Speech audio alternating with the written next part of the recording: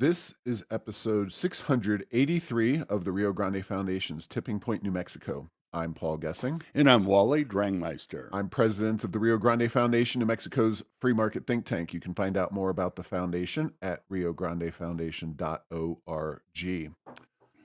Wally, it's been very, very busy at the Rio Grande Foundation here, and had a chance to do something that I've certainly done before up in the legislature yesterday morning. But it doesn't happen that often, and we can kind of talk a little bit about some ways that we might, if we were in charge at least, or should the Republicans ever take control again. They didn't make this change back in 2015, 2016, which is the last time I performed the role of expert witness on kind of a regular occurrence. I may have done it once or twice in the intervening decade, but certainly 2015, 2016 was the high watermark for my expert witness testimony, as you can imagine, with the Republicans in control of the House. But yesterday, I had the chance, thanks to Representative Elaine Sena Cortez. She is a freshman from Hobbs, and she's an exciting representative, somebody who obviously biographically is a great person to have on the conservative side of things. Young mother from Hobbs, New Mexico, but she's also very willing to rock the boat, and she rocked the boat a little bit yesterday with HB 275. She's not the only sponsor, but she was the only one there presenting the bill to the House Tax Committee, along with myself as an expert witness, and Rick May, who was DFA secretary and works with the Republicans up in the legislature and has for a long time on a variety of economic policy issues. So before we get into the meat and potatoes of this issue, there's numerous different ways to engage with committees on bills up in Santa Fe. One of them is to testify, and I've encouraged people on this show to testify either by doing so via Zoom, which was really the result of COVID-19 and deciding that, hey, we can actually or will actually do this. You can show up in person and share.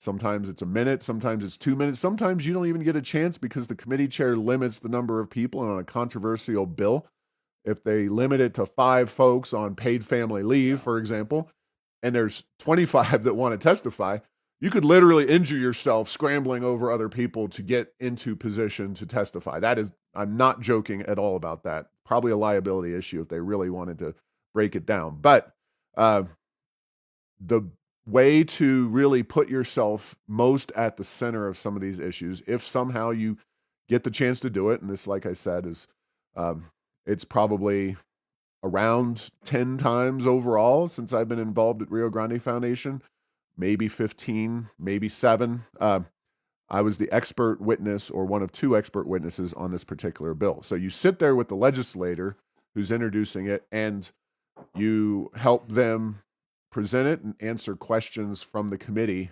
about that particular bill. So if you want to watch what I had to say about HB 275, House Tax Committee, you can go onto the legislature's website and find the archive of the committee process. It's the second bill up, so it's probably 40 or so minutes in.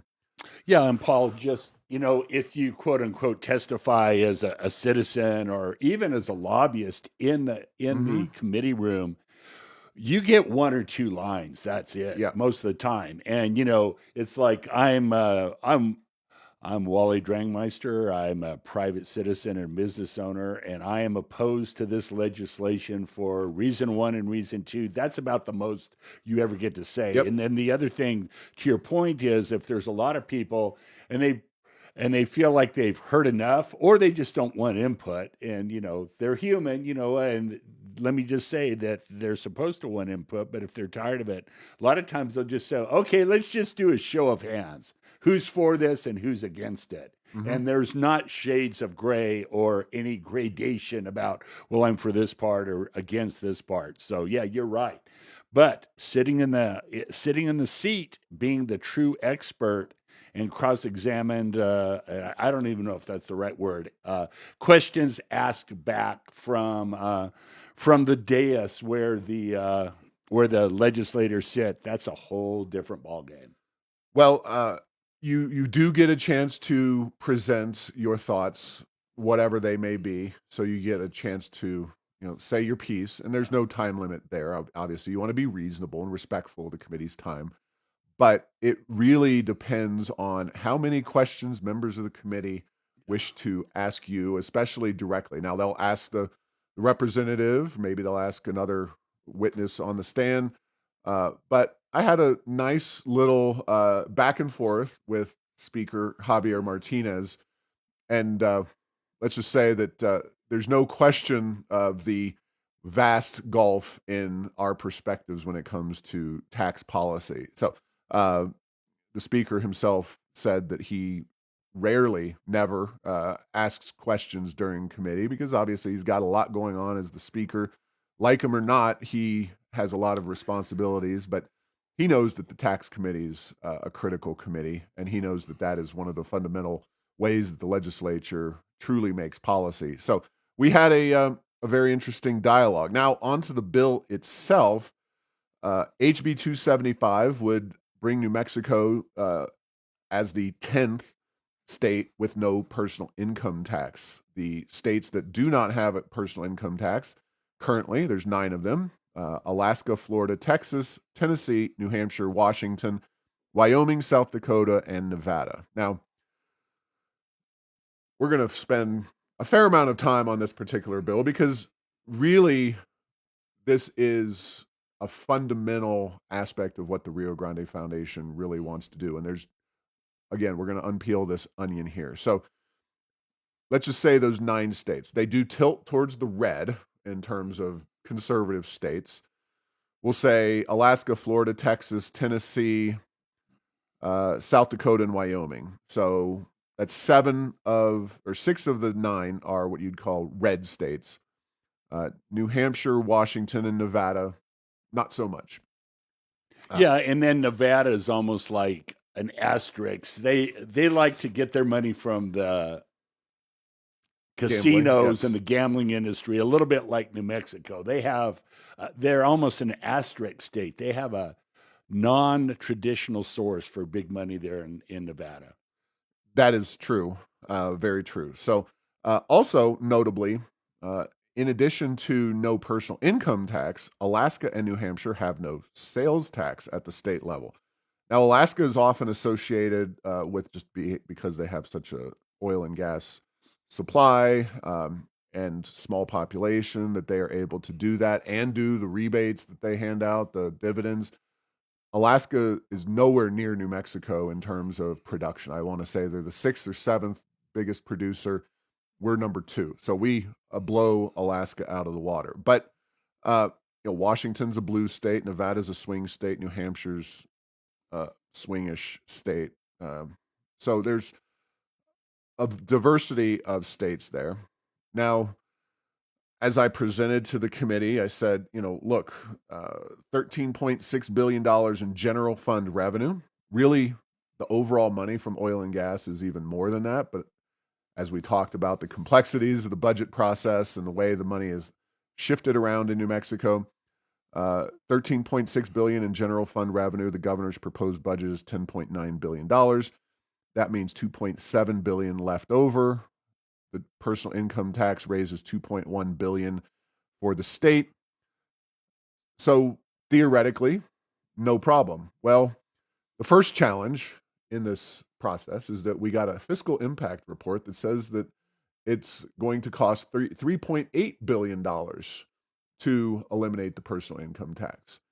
And this is where you get into complexity in And New so do Mexico. they take what? The income tax times 10 years or 20 years? Or what do they do for No, their. there are several. There's 2 basic things as I understand it. Yeah. One is there's a lot of tax credits, some of which are refundable. Mm-hmm. Refundable means it's more like spending than a tax credit, Yeah. where you get money if you make low enough money, you make a low enough amount.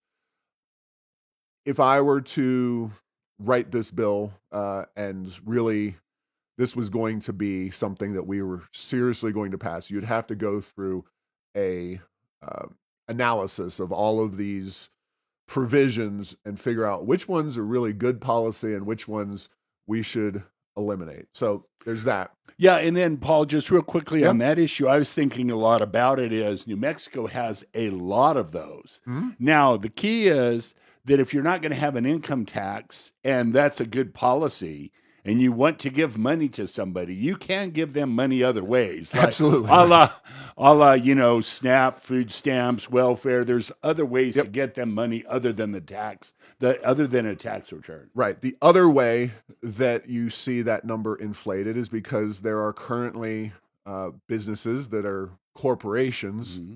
which would change their tax filing structure to be pass-throughs under the individual tax code, because if you're not charging them any money, you will then have some number of businesses that shift their tax registration in order to be zero uh, personal income tax. So, uh, this admittedly, and members of the committee, we discussed this candidly there, that this is not something that I expect or expected to happen. Fundamentally, because the Democrats who control the process are not interested in reducing taxation. They are interested in more taxation as a general rule, even with all the money we have available. But if I was to write the bill myself, I would also uh, probably not just do it all in one swoop with the elimination. I would, over the span of a few years, phase in and have triggers that somehow, the big thing that they always want to talk about with any positive proposal is, well, oil and gas are volatile, and what if the price goes to zero as it did in the dark days of COVID-19? Well, that could happen, but Okay, reality, that was the spot price. Not much oil moves on the spot price, right, but it did. It didn't go. It went negative. We got you. right. 1 But the month. reality is that unlike the past, New Mexico is in a production boom. Now, the global economy could collapse tomorrow, and oil could go down to maybe not zero, but $10. So let's say Yeah. that. And New Mexico would be in some trouble. But the reality is that if you live your entire economic life based on the premise that oil could go down to $10 a barrel tomorrow and stay there for a substantial amount of time, you should be doing everything in your power today to diversify your economy and make your state more of a destination for business. Because whether the income tax is zero or whether it's 15%, like it practically is in California, you're going to be in the same boat. And it just indicates, it's just a easy and simple indicator. Not just Democrats, but mostly Democrats suffer from this problem.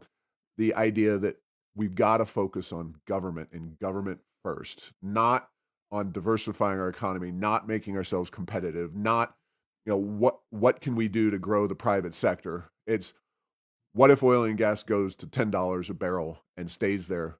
Well, what does that mean for government? Yes, and Paul, we've talked a bit about this. It's a favorite topic of mine is that they view business as existing to meet government's needs, as you say.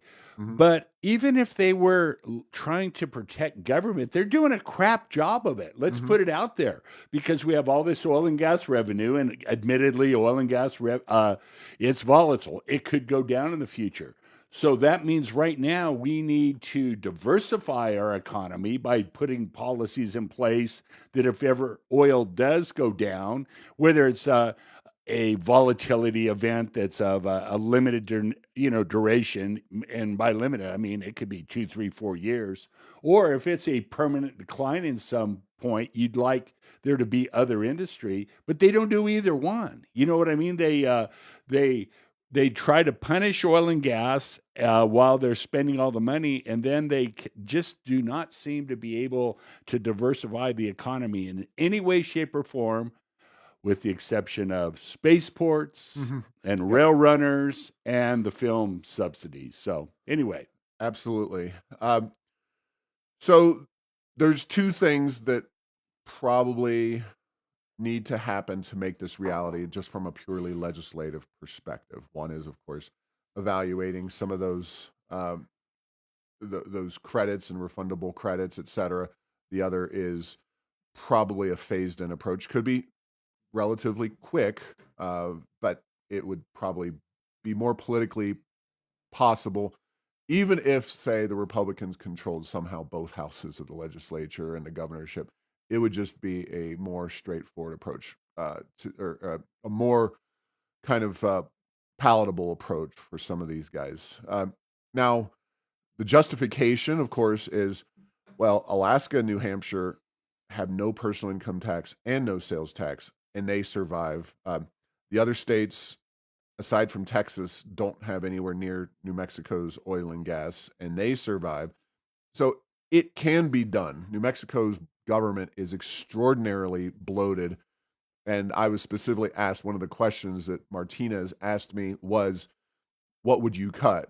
And I really didn't have that plan, because I kind of look at this as a $2.1 billion tax elimination, not a $3.8 billion. And if you just eliminate a $2.1 billion tax, you don't have to cut anything. And it cuts a lot of their legs out from underneath them. But legislative reality being what it is, I told them film subsidies, and that we need to get a grasp on Medicaid, because that's $15.5 billion. Now, 70% of that's federal dollars, but 30% of $15.5 billion is still a boatload of cash.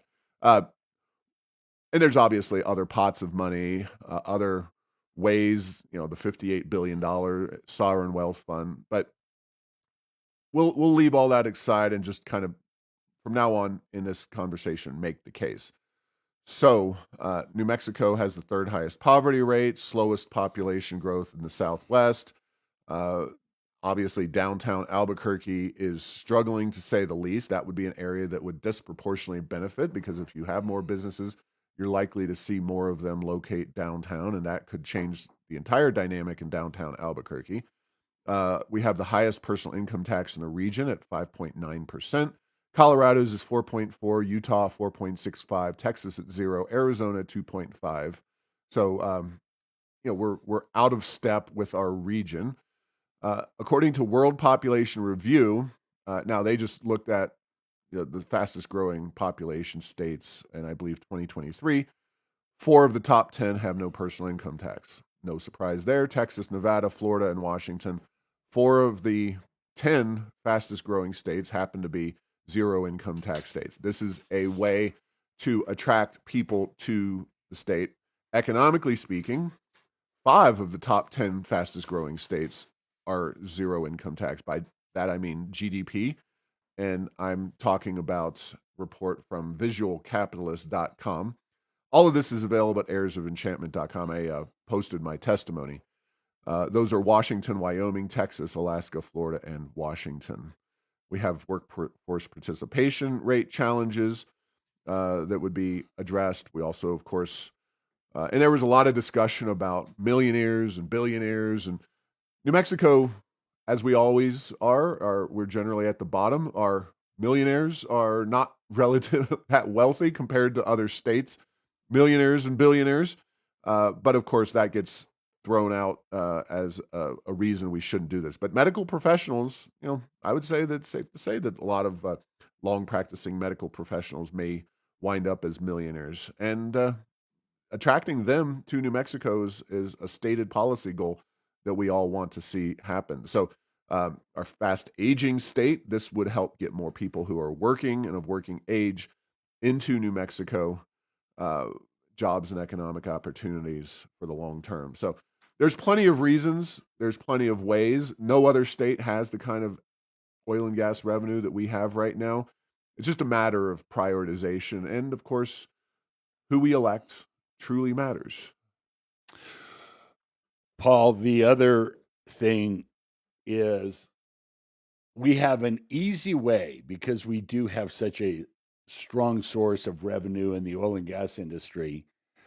We also have an onerous gross receipts tax. And, my personal opinion is, between the two, I think taking gross receipts tax off of services would be a bigger economic boom. But that I think dollar for dollar it would be. Yeah. But that's not going to happen either. Right. So then, what are we left with? But the point is that we have we have every kind of tax, and our income tax is higher than our surrounding states, and our gross receipts tax is dramatically more onerous than our Yeah. surrounding states. And so, one of the reasons is why do we have so much money in Santa Fe is because of all of those reasons. But the problem is that it's almost like we're eating the seed corn. We have a almost, I will say, and I hate words like this, but I'm going to say it anyway. It's like a generational opportunity, Paul, to make some changes in New Mexico to get us on a path for more diversified economy. And that's a big yawner in Santa Fe. They don't even want to talk about that except to maybe criticize you because you were brought in to testify about that. So, Yeah. Well, it's still it. I still think that overall the testimony went as well or even better than I could have expected. I wasn't expecting, as you can rightly imagine. I mean, neither the governor nor the legislature, the LFC, put any significant tax reduction into their budgets. Yes, if I was looking to do something dollar for dollar that I think would be even better for New Mexico's economy, it would have been the GRT reforms that we've talked about extensively. But uh, Jason Harper's no longer in the legislature. That was kind of his baby, and there were some flaws in that legislation that need to be addressed. But again, the mentality of the majority party is not let's figure out these innovative approaches. Let's do something dramatic and bold to bring free market and non-government oriented jobs to our state. It's much more prosaic, and how much can we get for government in New Mexico? So the one thing that I think was really a potential net positive is that there's going to be, as I'm told, a concerted effort with the LFC, the Legislative Finance Committee, to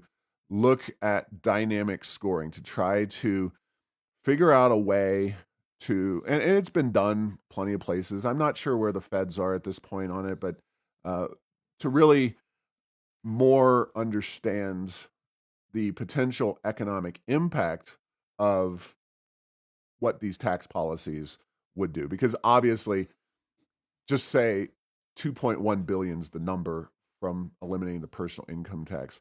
We're not really talking about costing the state $2.1 billion. We're talking about some number between probably 2.1 and 1.01 billion dollars, initially, and then over time. I think as you become credibly and long term, people get accustomed to this policy. Suddenly, New Mexico's open for business. Suddenly, we're trying to do the right thing. That changes the entire dynamic of our state. And it's untold how much revenue we could bring in, quite honestly. yeah, because without dynamic scoring, every tax increase is a positive from how it's scored, Mm-hmm. and every tax decrease is a negative. So it does it in all dynamic scoring is conceptually is does the pie grow or shrink as well, and they never take that into account, and that's something that uh, it's like the FIR, the fiscal impact reports. It's good they do those. It's better than nothing. But when it comes to just blatant tax increase or tax decrease, you need Paul Harvey and the rest of the story to even begin to make an educated policy guess about what the impact might be.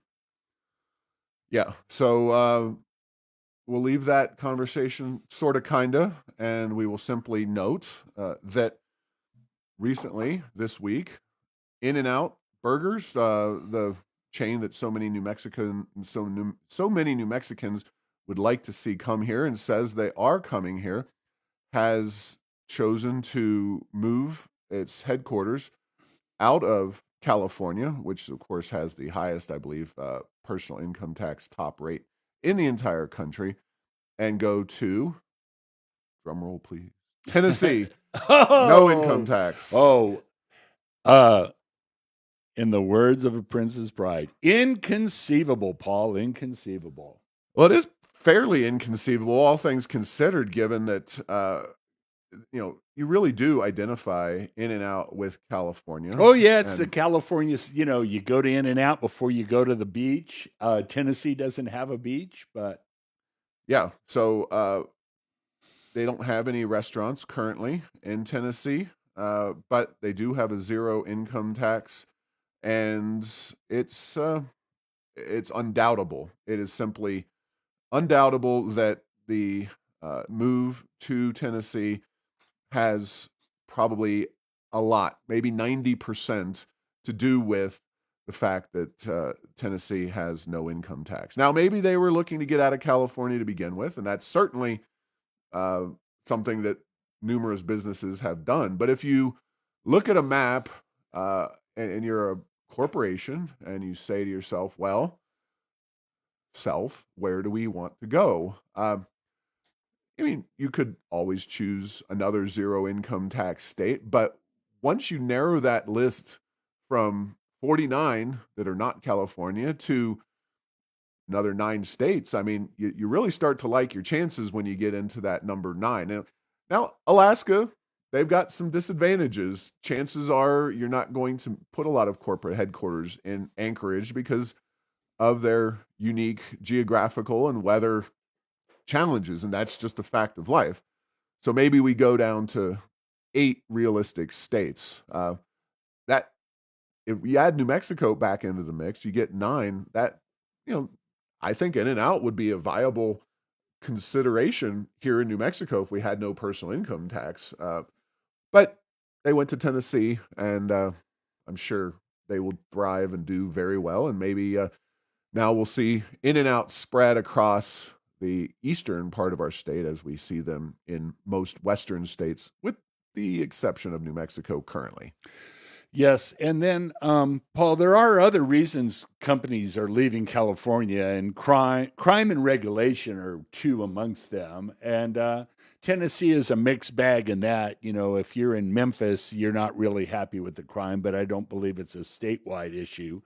But the point is that there are qualities that make businesses want to do business in a place, and that's the income tax certainly is at the top of one of the items at the top of the list. There are others as well, and yeah, boy, that would get New Mexico on some lists. It would move us up in the places to retire. There's just a lot of things that would happen, and then the idea that these millionaires and billionaires that are running rampant in New Mexico wouldn't be paying their fair share. You know, that's just laughable when you look at the amount of income tax that New Mexico actually receives, whether it be corporate, personal, or combined. That we don't need to worry about that because that is obviously not happening now. That we're getting these huge revenues from these phantom rich people who are so unintelligent that they can't structure their affairs such that more of their income comes from Texas than New Mexico in the oil and gas industry, for example. Yeah, eliminating the corporate income tax is another one that should be on the agenda. And again, probably if I was to do something purely for the benefit of New Mexico, economically speaking, looking at it from more of a position of scarcity and throwing politics to the wind, eliminating our corporate income tax would probably be uh, more at the top of the agenda. But the politics of eliminating the corporate income tax in Santa Fe are really rough, even relative to the personal income tax, because then you get into the trickle down economics and what are we giving corporations, those big nasty companies, tax breaks for, et cetera, et cetera, et cetera. So um, there's plenty of reasons why that is not the case. Most states, I'm not saying all, I think Washington certainly, because they are a blue state, I do think they tax corporations, not personal income. But most of the zero personal income tax states also do not tax corporate Yep. income. So it's a win-win for those states, and there's strong incentives, obviously, to keep uh, those policies in place and really bring businesses to your borders, to your state. That New Mexico has a different approach, which is chase out the businesses, rely on the federal government, oil and gas, and be one of the poorest states in the nation, and rely on the ignorance of your electorate in order to keep you Yeah, well, there. and I will use the Russell 2000, 2000 largest publicly traded Okay. companies, and what percentage of those are we getting in New Mexico? And go ahead and adjust it for per capita. I'm not saying we should have as many as Texas or Florida or even Washington, but I'll do that calculation before the next show because that number is not going to look very positive for us here in New Mexico. We're not getting what we want. We're getting what we incentivize, and we treat corporations poorly. They don't headquarter here. We treat businesses poorly in general. They don't come here. They don't stay here. So uh, that's about. I don't know what else to say. These things have been there for a long time, but we just continue to refuse to address them in our politics in Santa Fe. All right. Well, we've spent over 30 minutes talking about. I mean, it truly is. This is.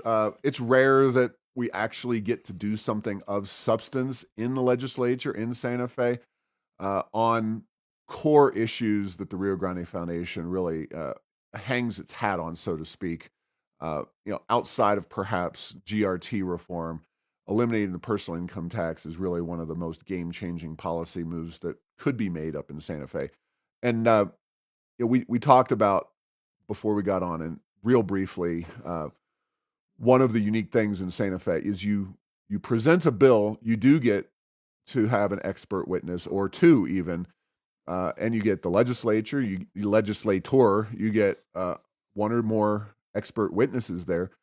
When you're on the opposing side of a piece of legislation, you don't get not even the legislator. I mean, they're on the committee, they're on the dais, they get to speak, but you don't get any outside information directly presented to the committee. There is no on, for example, the next bill, or the bill we're going to talk about, or the issue we're going to talk about is HB 11, the Paid Family and Medical Leave Act, which is going to be heard on Wednesday. There will be presumably an expert witness or two on the side of the legislator that's pushing paid family and medical leave, but there will be nobody with kind of unlimited time or agreed upon expertise to present the contrary side. And I think that is something that would be interesting to have changed. I don't expect the Democrats will do that anytime soon. However, to be fair, way back in 15 and 16 when the Republicans had the House, that was not a change that they made. They largely kept the committee process intact, although they were loath to introduce any time limits or number limits in terms of testimony. And they basically tried to keep a little more on time with a lot of their approaches. But yeah, so moving along, HB 11, paid family and medical leave, finally will get a hearing in the House Commerce and Economic Development Committee Wednesday afternoon. This is an afternoon committee. So we'll see if they have the votes to ram this thing through, if that's been taken care of, or if they somehow the bill dies. So it's a very big moment for this particular piece of legislation because I think if it passes, it will head to the floor, and you know, being on the floor is like going to a jury trial. It's kind of all bets are off. You never know what's going to happen with, in this case, 7D legislators at the House, and I think if it gets through the House, it's going to get through the Senate. Yeah, as and we've talked before, they've switched. Any kind of analysis of bills tends to happen in the House in terms of whether anything is passed or not passed. The Senate, I think they just go on autopilot, and if the House sends them something, they pass it. So yes, I agree. This is a very big bill, and it's one of those bills that it sounds like if you're against it in any way, shape, or form, you're a mean person. But when you look at how much it would cost businesses, how much it would cost employees, and what it would do to the state, that again is already struggling from a business point of view and having a workforce to do what needs to be done in the state, this is one that needs a really hard look at. And we'll see what happens with this one. All right. We're going to do a bit of a lightning round here, Wally, because Yes. let's see. HB 417 is the compromise the progressives have come up with to raise alcohol taxes. They want to keep all the taxes as they are in place and increase the tax with a 6% point of sale tax levied across the board, kind of a sales tax, if you will, at 6%. So if that bill, again, this is kind of, the higher number lends it to being a bill that's been thrown into the mix at a later date. But if they want to move this thing, which I know they do, they will try to ram HB 417 through with this new alcohol tax increase.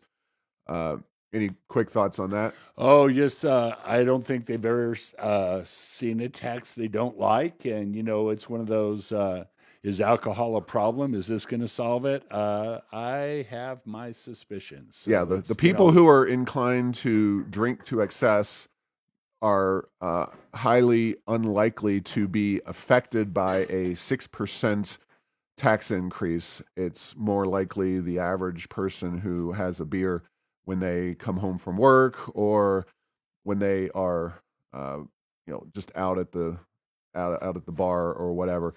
That is going to be the person who's impacted by a 6% increase.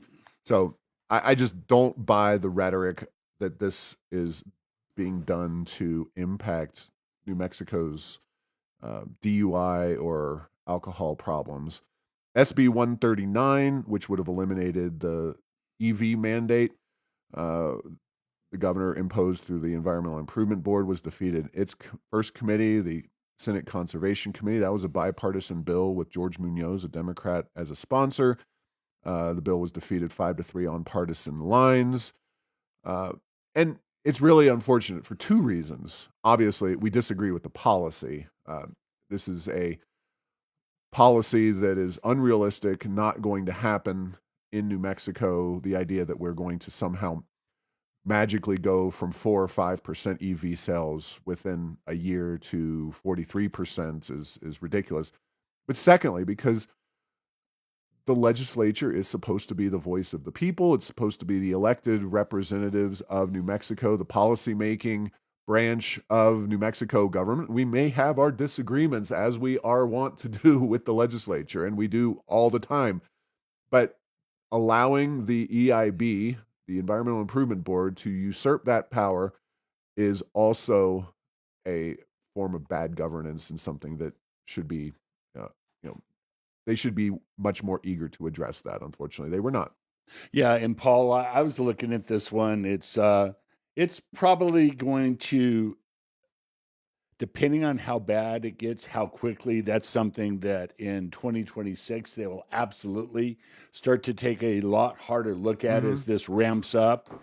And don't rule out, it's rare that a special session is called by the legislators themselves, but if there was ever one that would do that, depending on how quickly this pain is felt from for the EV, force EV, force EVs on New Mexico without any charging infrastructure, without the money to pay for it, legislation that, or not legislation, regulation that's in place. If that doesn't call for a special session, I don't know what would, but we'll have to wait and see. So maybe cooler heads will prevail in the 2026 legislature on this. And hey, EVs are not the shining gems they once were, even during the COVID era. They are slowing down, and there's problems all around the country and all around the world with them. Yeah. Another thing, UNM came out and announced that its athletics department had a $240 million annual economic impact on New Mexico. Uh, that was a report in the paper. Of course, as is so often the case, the news reports had very little in terms of any analysis or questioning. They just kind of see report, print report in the Albuquerque Journal. That's the way these reporters work so often. Uh, First and foremost, $240 million economic impact, and that's largely based on kind of the exposure in the national media and advertising. You see New Mexico, you're like, oh, that's a state, huh? They play basketball there. That kind of stuff. It's Let's very go. hard. Let's go there and buy art and eat enchiladas. Yeah, it's very hard to really put a firm number on these kinds of things. But overall, $240 million isn't really a lot of money in general. The state, the metropolitan area gross domestic product, just in Albuquerque alone, is $60 billion annually. That's a pretty shocking number. So $240 million, and then you got to ask yourself, well, are people coming from out of state for Lobo football and basketball games or Aggie games? I mean, I'm sure some people do, but this isn't University of Alabama where they're packing 100,000 fans into a football stadium, and people are flying in from all over the country to experience that for a weekend. Uh, Again, I'm not against these athletic programs. I don't want to pay NIL money out of the taxpayer dime, but these are amenities. These are things that cost some money. Maybe in an ideal world, college athletics would be separated from the state in some way, shape, or form so that they had to compete on their own and not be cross-subsidized. But again, these aren't the battles that we're fighting and dying on in this area with the budget and the taxes in New Mexico.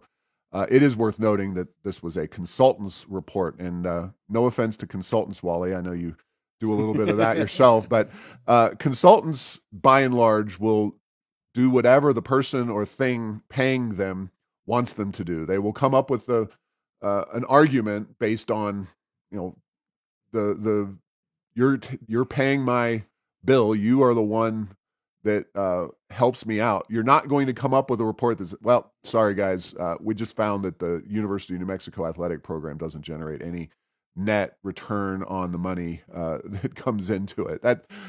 So having a real study by a real independent organization is different from a consultant report. Yeah, there's a line, and it was lobbyists, but lobbyists and consultants are a lot alike. And Thank You for Smoking is that, Yes, the man's great a movie. genius. He could disprove gravity, and for the right fee, I will disprove gravity and put it in a PowerPoint for you. So, Yeah. So again, grain of salt, but don't.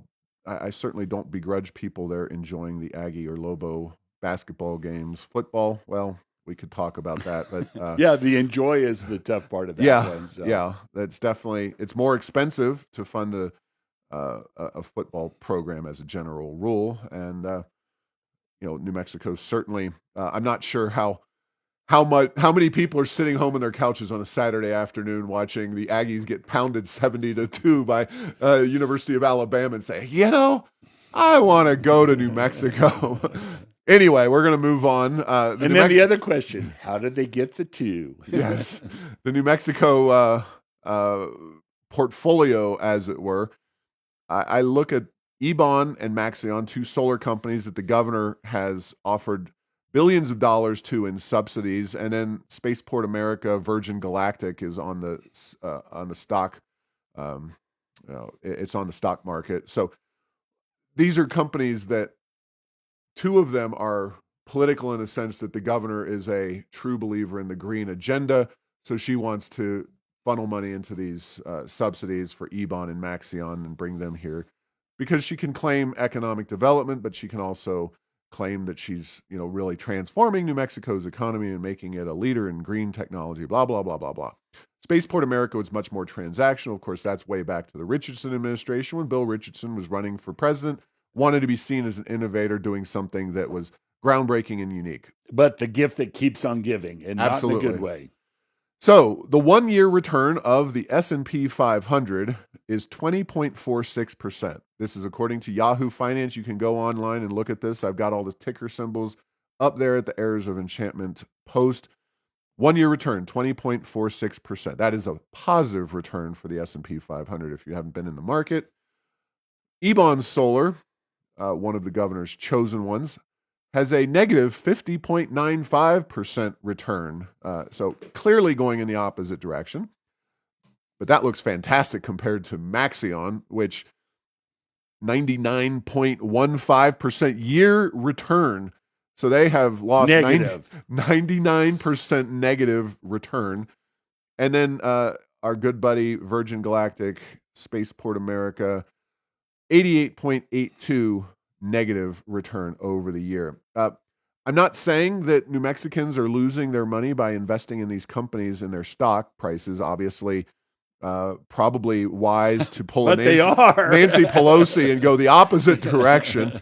But yeah, the Yeah, if you want to spaceport. follow an investor, follow Nancy Pelosi, not Michelle Lujan Grisham. Exactly. So the real thing is that these are barely viable companies that the market is over time highlighting are ultimately likely to fail in some way, shape, or form. Maybe Virgin Galactic will get their new generation of spacecraft up and running, and that'll somehow miraculously make that a money making venture. My suspicion is no. And then you've got these solar panel companies, which were losing money throughout Biden's administration, and then just further continue to lose money with Trump. So uh, we should not be investing in individual companies and offering them corporate welfare as a terms of getting them to New Mexico. We should be doing things like eliminating our personal income tax and doing other tax policies and regulatory reforms that make New Mexico attractive. But if we are going to directly engage with individual businesses, perhaps novel idea here, do so with some companies that are actually financially viable and not likely to go belly up in the not too distant future. Yeah, and we've talked about New Mexico's situation, and there has to be a reason that somebody else wasn't recruiting those companies, and maybe we found out what that is. And so our overall business climate is not good, as we've said, but we do throw a lot of special breaks for companies that we want to come here. And finally, Wallet Hub has a states where people spend the most and least on groceries. This is a combination, of course, of grocery prices and your median income level, because if you are spending more, this is as a percentage of median household income for the month. New Mexicans sixth most. So we're, of course, one of the poorest states in America. Therefore, we are sixth highest on where we spend the most on groceries. Mississippi, West Virginia, Arkansas, Kentucky, Louisiana are the top five. In front of us as more expensive. New Jersey, Maryland, Massachusetts, New Hampshire, Connecticut, Utah are states where groceries are more affordable.